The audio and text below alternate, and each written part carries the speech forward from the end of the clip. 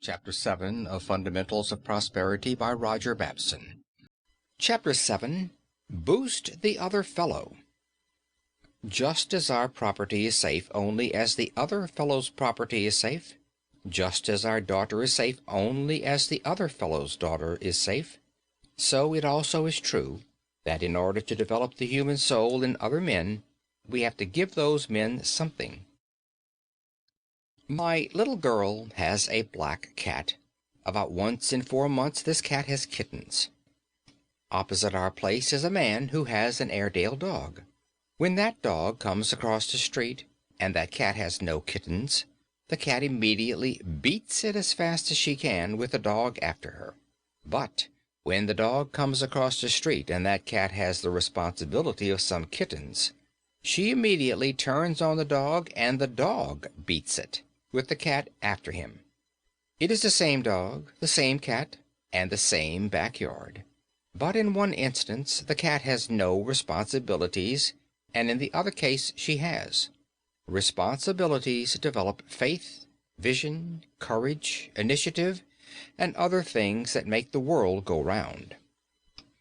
Just as our property is safe only as the other fellow's property is safe, just as our daughter is safe only as the other fellow's daughter is safe, so is it also true that, in order to develop the human soul in other men, we have to give those men something. We must give them a chance. We must give them opportunity. We must give them a boost. All of us are simply storage batteries.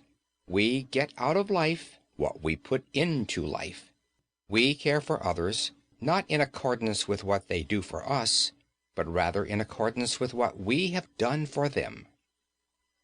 I am quite often asked about investments. Well, there are times, about once in 3 or 4 years, during panics, when everyone is scared to death, that I invest in stocks. There are other times when I advise the purchase of bonds. The fact is, however, that I have not made my money investing either in stocks or bonds. What money I have made has come from investing in boys and girls, young men and young women. There is a common belief current today that only people with experience are worth while.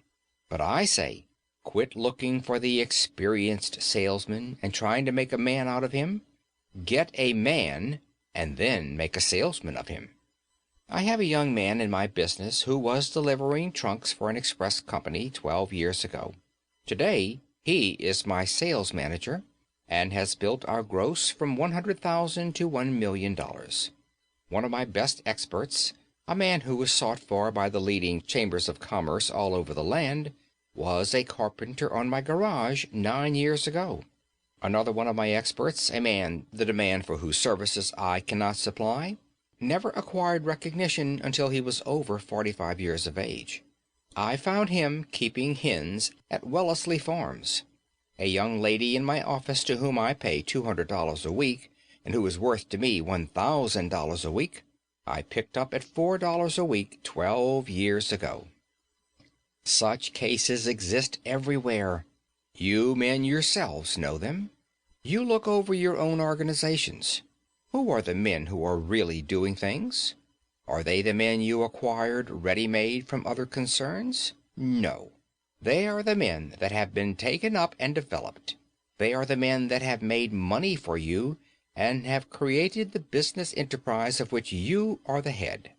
Yet, when we have reached a point of prestige and have a big business, we are tempted to say, I haven't time to develop any more people. I have got to get them already made.